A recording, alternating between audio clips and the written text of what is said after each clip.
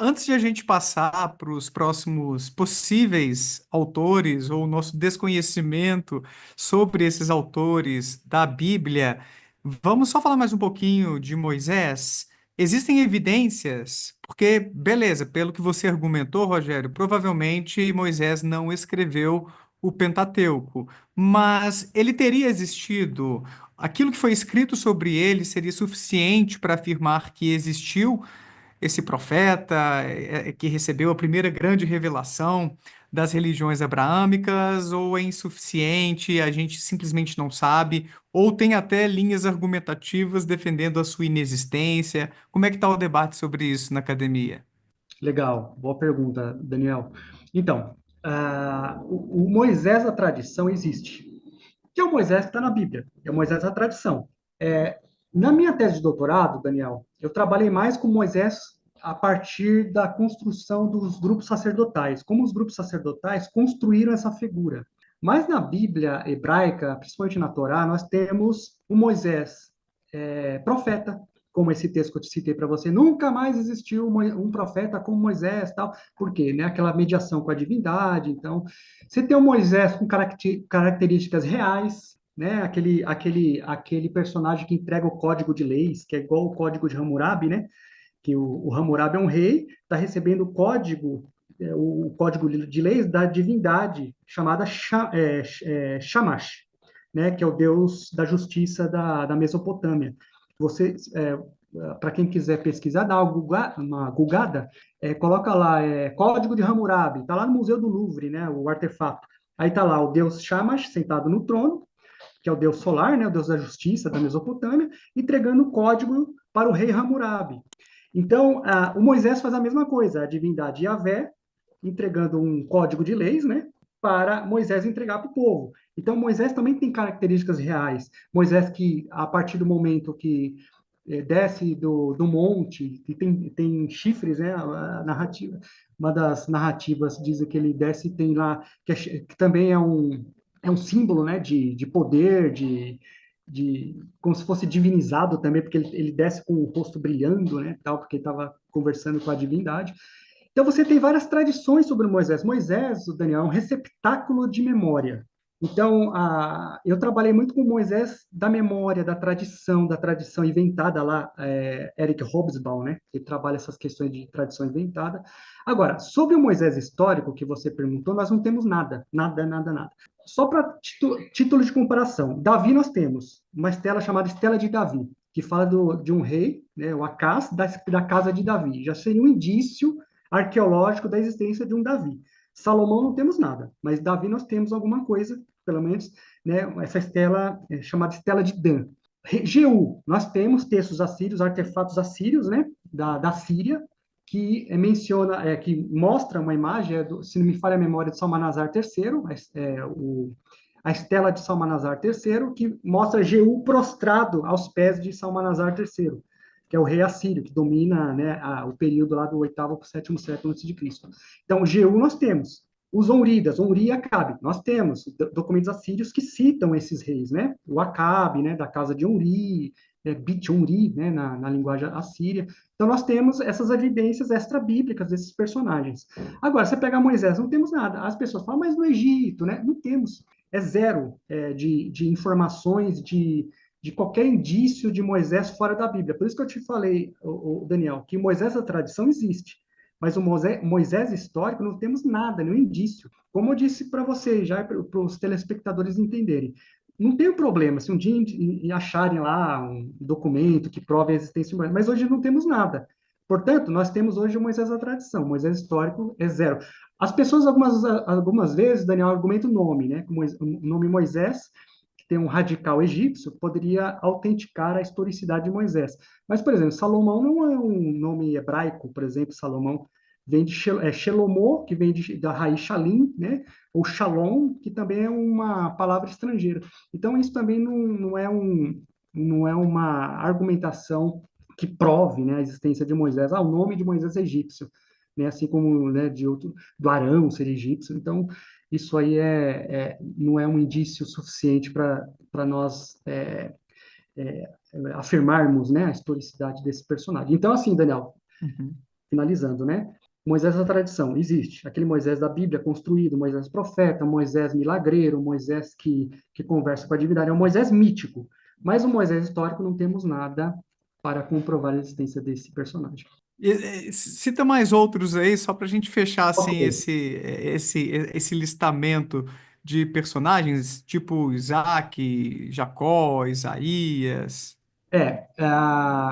O Noé. Abraão, não, Noé, então, nem se fala, né? Noé, Gênesis capítulo 1 a 10 é totalmente mítico, né? Então, os personagens... Outra coisa que a gente tem que perceber, Daniel, é qualquer manual de exegese introdutório, ele explica. Esses personagens, Daniel, às vezes eles significam grupos. Então, por exemplo, Abraão poderia significar um grupo que teve ou se afirmou descendente de um cara chamado Abraão, ou Abraham, né, e assim por diante. Então, às vezes, esses personagens, eles podem representar grupos. Assim como, por exemplo, o irmão de Jacó,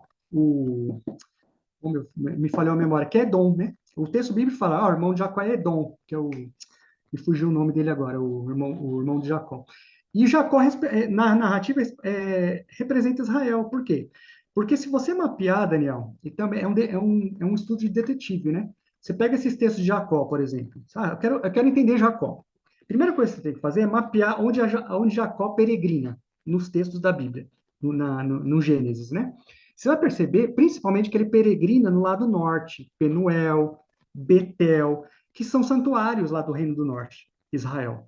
Né? Então, provavelmente, as tradições de Jacó nasceram naquela região. Aí você vai para Abraão, por exemplo. Abraão, aí você faz o mesmo exercício. Vamos pegar nas narrativas de Abraão quais são os lugares que Abraão peregrinou. Aí você vai ver lá, Carvalho de Mamre, Hebron, que são lugares ao sul, Judá. Então, esses indícios nos dão uma ideia de que provavelmente as tradições de Abraão nasceram lá no sul. Então, Jacó ao norte, Abraão ao sul. Nunca foram parentes, mas numa redação posterior, no ajuntamento dessas tradições, colocou-se Abraão, Isaac e Jacó, né, como parentes, que é uma questão, né, das 12 tribos, etc., que também é uma formação posterior, e aí colocaram eles como parentes, sendo Abraão o principal. Tradição. Essa é a palavra-chave, Daniel. Nós não temos nada histórico a respeito desses camaradas, não temos nenhum indício histórico, mas a tradição, onde poderia ter nascido essas tradições?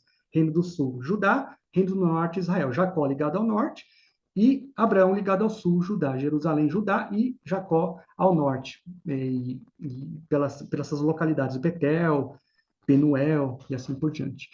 Outros, né? Mas Profetas. Pois não, Daniel, desculpa, te não, não, cortei. não, pode concluir, depois eu te faço outra pergunta porque talvez eu desviasse um pouquinho do tema. Os profetas, da mesma forma, né? Nós não temos, por exemplo, Elias, Eliseu, né? Nós não temos condições, porque eles já estão coloridos pela tradição, Daniel.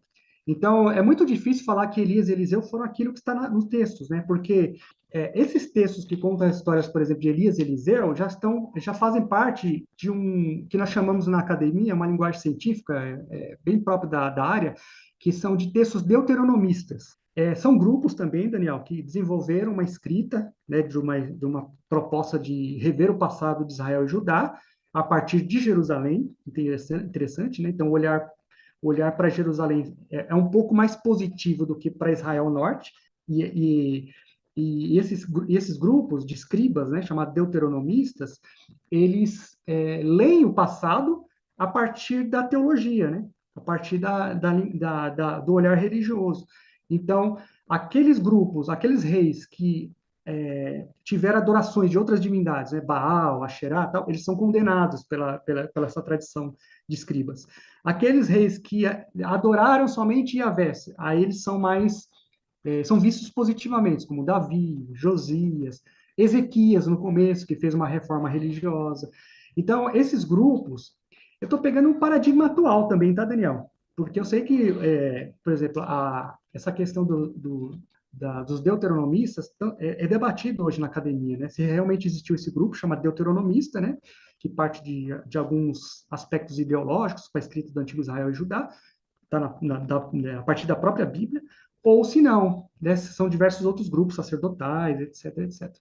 Não sei se tá muito complexo essa minha fala, Daniel, porque se você quiser que eu explique com mais detalhe alguma coisa que eu falei, você pode me perguntar, tá? Não, não. Pode Legal. ficar à Eu vontade. acho interessante porque a gente viu de uma forma ampla que aparentemente a maioria dos personagens bíblicos da Bíblia hebraica, do Antigo Testamento, carecem de evidências históricas, arqueológicas de sua existência. E, pelo contrário, eu acho que você pincelou alguns motivos que nos levam a crer que eles tenham sido construídos, inventados ou personificados. Eu queria que você falasse um pouquinho mais sobre isso.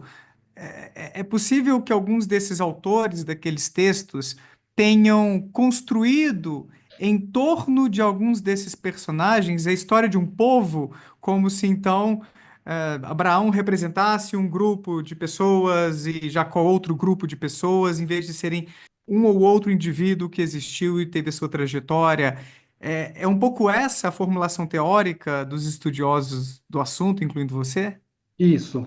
Na verdade, assim, Daniel, o que nós temos hoje, e do ponto de vista da academia, e assim, eu falo assim, é, que há algum consenso, também entre aspas, há algum consenso entre uma pesquisa crítica, tá? A gente está fazendo aqui um debate sobre uma pesquisa mais crítica, mais científica dos textos bíblicos. É que esses textos foram juntados no período pós-exílico. O que é o pós-exílio? Nós temos duas principais destruições na história de Israel e Judá, Daniel. Primeiro, em 722, a destruição de Israel no norte, né, cuja capital era Samaria, foi destruída pelos assírios em 722 a.C. E depois, em 586, a destruição de Jerusalém, Judá-Jerusalém, em 586 pelos babilônios. Então, essas duas destruições servem como um ponto para a gente partir daí, né?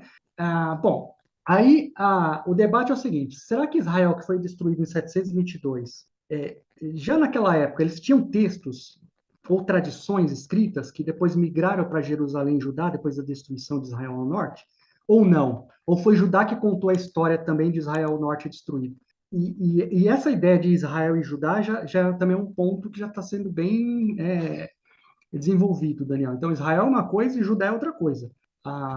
Até brinco, uma outra brincadeira. O pessoal fala que Israel, né, atualmente Israel, tal, mas o Israel histórico foi destruído em 622. E a capital nunca foi Jerusalém, foi Samaria. Então, esse Judá que tomou essa tradição, né, e aí posteriormente se chamou de Israel, tal, mas Israel é o Israel do Reino do Norte, capital Samaria, que foi destruído em 722. Então, aí, após essa destruição de Judá, em 586 a.C., Daniel, há um movimento de retomar antigas identidades, né, antigas tradições, por um grupo sacerdotal que eu estudo no meu doutorado, que são sacerdotes chamados sacerdotes sadoquitas. Por que eu sei desses sacerdotes sadoquitas? Porque esses nomes são nomeados, se eu posso dizer assim, os nomes nomeados, mas são nomeados, esses grupos são nomeados a partir do capítulo 40 do profeta Ezequiel, capítulo 43, 44, 45, que falam desses sacerdotes sadoquitas. Então, quando você faz uma leitura retroativa, fala assim, opa, peraí, quem são esses sacerdotes sadoquitas que estão ligados ao templo de Jerusalém e quais são os interesses desses grupos? Então, já também um ponto passivo na pesquisa que, no mínimo, nós temos uma mão sacerdotal na Torá, que escreveu parte da Torá, uma mão sacerdotal. Ah, mas a teoria documentária já foi, né? Ok, já foi desde a década de 70, a teoria clássica documentária de 4 documentos, né? Que a Torá foi escrita em 4 documentos, tal. Isso já foi. O que nós temos hoje, Daniel, é que, no mínimo, um grupo sacerdotal escreveu. E aí nós temos tradições sacerdotais e tradições não sacerdotais, que a gente não sabe quem escreveu essas tradições não sacerdotais. Mas os sacerdotais são bem claros. Por exemplo, o livro de Levítico, que se você pegar o livro de Levítico, você você percebe que o livro de Levítico ele só se preocupa com ritual, com sacerdócio, com as questões de pureza, impureza, como que a comunidade deve cultuar, né, o que Deus requer do povo, etc, etc. Então, o livro de Levítico, isso interessa ao sacerdote, a linguagem sacerdotal. Por exemplo, Abraão circuncidado. Interessa a profeta falar de Abraão circuncidado? Não, interessa ao sacerdote, porque é um rito. E aí é um rito também que é colocado dentro daquela tradição, né, depois desse período do pós-exílio, que se torna normativo. O sábado, a guarda do sábado, do sábado, né, do Shabat, interessa ao profeta, ao grupo de profetas, interessa, sei lá, a outros grupos, ou interessa ao sacerdote? Ao sacerdote. Né? Então, essas questões rituais interessam, a gente sabe que interessa e parte de grupos sacerdotais. Então, nesse período pós-exílico, Daniel, no quarto século, terceiro século antes de Cristo, esses grupos sacerdotais, eles reúnem essas tradições. Então, pegam as tradições de Abraão, pegam as tradições de Isaac, pegam as tradições de Jacó, que eram tradições espalhadas, não era uma coisa escrita assim, de forma linear. Eram histórias contadas pela tradição. Uma histórias contadas lá no Reino do Norte, outras tradições contadas no Reino do Sul. E esses sacerdotes juntam, dão o seu parecer, às vezes você percebe algumas interpretações, algumas costuras. Na exegese, Daniel, você aprende a identificar isso, essas costuras. Um exemplo, no final de Gênesis, você tem lá José e a sua família indo para o Egito. Aí no Êxodo, nas primeiras páginas do Êxodo, o narrador te explica o quê? Olha, levantou-se um faraó que nunca conheceu José.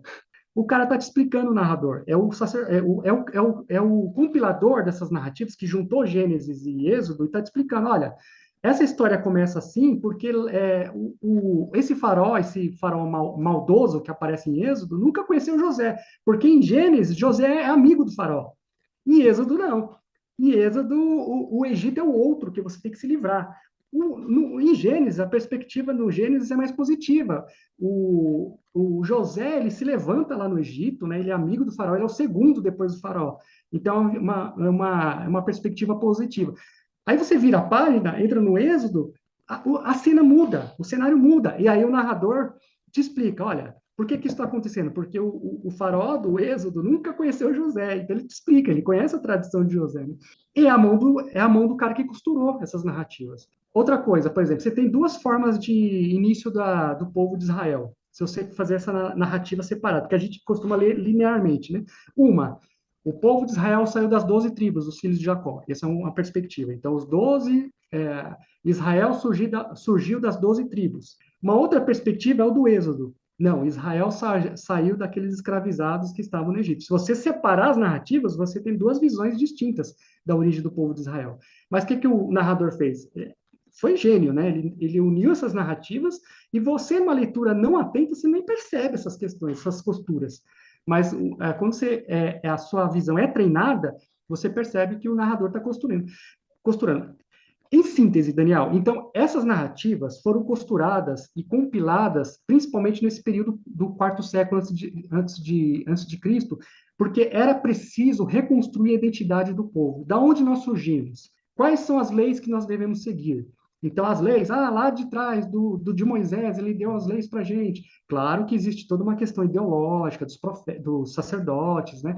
Questão política, né? De estar sob controle dos persas, mas também dominando o Templo de Jerusalém. Né? Tem toda uma questão. Neemias 8, por exemplo, você vai pegar o livro de Neemias, capítulo 8, Neemias está lendo lá o livro da lei, está lá em português, né? Em hebraico é Sefer HaTorah, ou seja, a Torá. Aí a gente pergunta, mas que Torá é essa, né? Será que é um trecho da lei, né? De alguma lei da Torá? Que a gente sabe que não é toda a Torá, que a Torá foi, provavelmente, toda a Torá nós temos a partir do período grego, século II antes de Cristo, né? Século I antes de Cristo. Mas tá lá, Neemias está lendo a Torá, né? A Sefer HaTorá para o povo. É um mito fundante, né? De que agora o povo de Jerusalém não deve mais seguir somente rituais, ir para o templo sacrificar, né, os animais, mas agora também é o povo do livro, né? Então você vai ter que entender essa mensagem, né, e estudar essa mensagem, assim por diante. Você tem tudo isso, Daniel. Então você vê que, por isso que eu brinquei com você, é tanta coisa, que se a gente não sintetizar, a gente vai embora, né? Muita informação desses períodos de compilação de texto, de construção dos personagens e assim por diante. E aí, bom ou não, aqui é o Daniel Gontijo, espero que você tenha curtido esse corte. Clica aqui para ver a live completa lá no meu canal principal e para ver mais vídeos nessa pegada, não deixa de se inscrever por lá e por aqui também. Um abraço, tchau!